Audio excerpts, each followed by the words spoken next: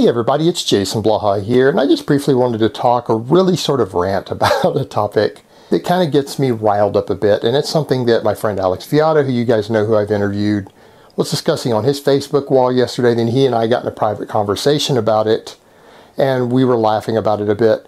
And that's this whole thing that you see online particularly, but two categories of people who rip on other people who are actually competitive, who enjoy competing, who are the lifeblood of their sports and who are just trying to better themselves. And you get the people who do it who are inside their sport, and then you have keyboard warriors on the internet who've never competed, have never done shit, they're too much of pussies to even get up and compete, who want to talk smack about people who are competing. And it's really absurd, and people don't seem to realize that in any competitive environment, there's more that goes on than just the best in the world. The other 99.9% of us are the lifeblood of these sports and competitive endeavors. If we weren't there, the sports wouldn't exist. Because I can promise you that Dan Green, Jamie Lewis, and the Lillibridges can only do so many meets a year. And if you tried to fly them around to all the meets and they did a meet every single weekend, it wouldn't even cover every state in the US that has a meet. It wouldn't cover all the countries that have a meet. And the meets would all be 30 minutes long. They'd all squat, bench, deadlift, and the 3 or 4 guys would go home. What in the hell would that be for powerlifting? Same for any other sport. If just the few best in the world showed up to every meet, they wouldn't be existent sports with a fan base where you could go and actually watch. There wouldn't be anything going on. Same with football. If the team that wins the Super Bowl is the only one playing the games, who are they going to play against? If you don't have college ball to get people up into the pros, where are you going to get your NFL players from? You have to have these various levels of competition in these sports, and most people who are competing in sports are doing it because they enjoy it. They love the competitive environment. They know they're never going to be the best, but they enjoy improving themselves and competing against themselves, competition after competition. If they can just do better than they did before, they get the thrill of the competitive environment. They're giving something back. In fact, they pay their entry fees, which helps actually keep these organizations going. People oftentimes pay money to watch these events. It keeps these competitive sports and competitive events in existence. They're the lifeblood of it. And the people who are higher up the chain need to remember that. And I know Jamie Lewis has an elitist attitude. I read his blog, and he kind of makes fun of anybody who's got an attitude of, I'm going to go into powerlifting with an intention other than being a world record holder, and he thinks that's pitiful, but he's earned that right to that attitude because Jamie's been a world record holder. He broke a world record like his 3rd powerlifting meet. But believe me, he's the exception, not the norm. And so everyone else who has that elitist attitude, and I look at them, if they're a powerlifter, and I go, where's your world record? Why do you have that elitist attitude, ripping on other people competing and helping hold your sport up?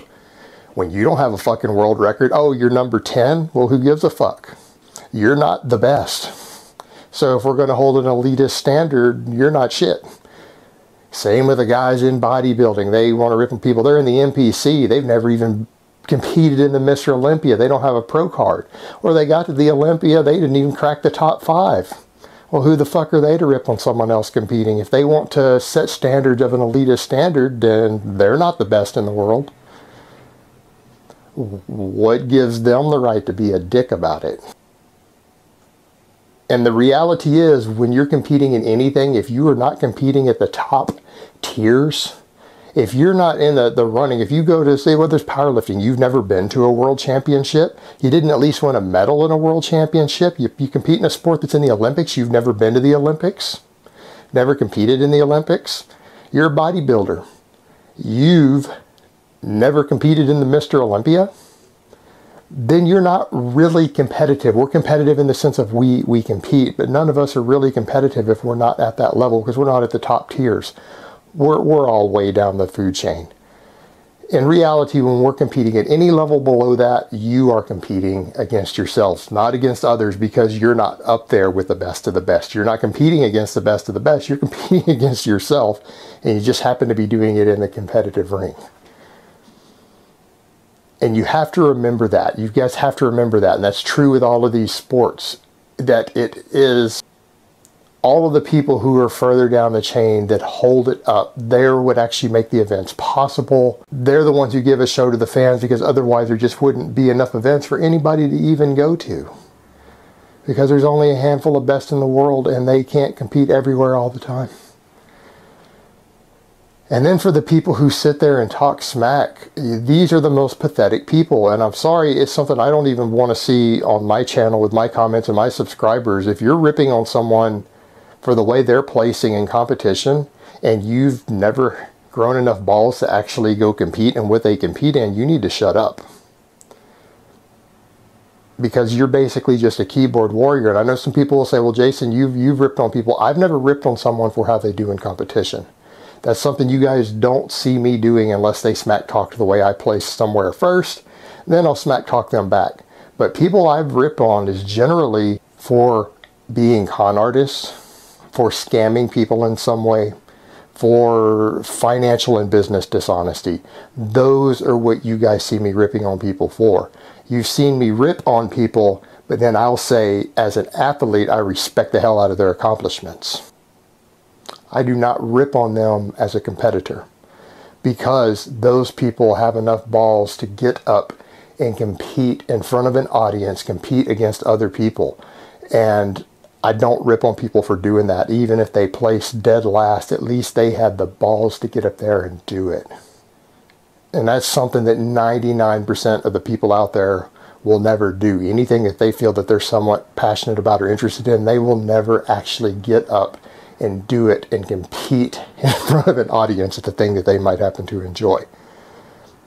And the thing with all the keyboard warriors out there who started in talking about these different endeavors, you guys need to realize that what you do for fun is not the same as a competitive environment. I see you guys all the time, oh, I'm this strong, I'm that strong, I bench this weight for 6 reps, but you look and they're all touch and go reps and they're bouncing and shit.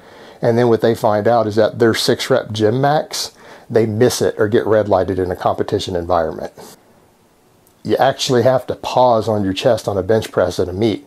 If you're not in a knee wraps division, you got to pull all those knee wraps and shit off. Those add a lot to the amount of weight you can do. You can get 50 to 100 pounds out of a set of knee wraps on the squat. Don't compare your knee wrap squat to someone who's raw, because your extra 40 pounds on them doesn't mean shit. You actually have to hit depth at a meet on a squat. You can't use straps on a deadlift at a meet. You can't hitch. These things that end up giving people 100, 150, 200 pounds on their gym total, you can't do these things in competition. And this is the kind of stuff that keyboard warriors forget. And they also forget that it's one thing for them to have their headphones blaring and to be in their zone and do something in a gym. It's another thing to do it with an audience of 100 people watching and judges standing there scrutinizing you and watching your every move to see if your feet are in a legal position. It's a different environment. And if you haven't done it, you haven't earned the right to shit talk the people who have. And generally the people who have done it have enough respect not to shit talk the people who are doing worse than they are. Alright guys, that's really all I have to say on that today. I hope it has been informative, and I will talk to you guys next time. But let me give you guys a bicep shot before I go. Oh, Mount Vesuvius.